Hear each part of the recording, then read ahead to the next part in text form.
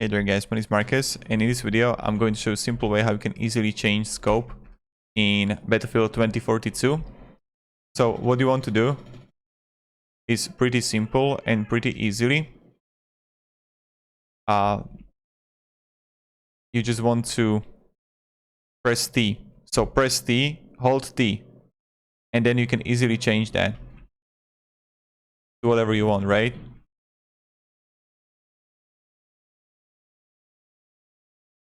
And that's pretty much how you do it, right?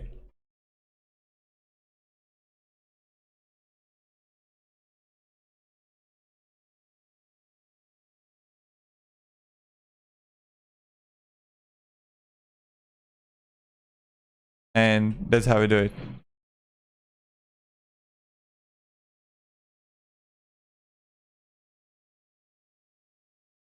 So thank you very much guys for watching.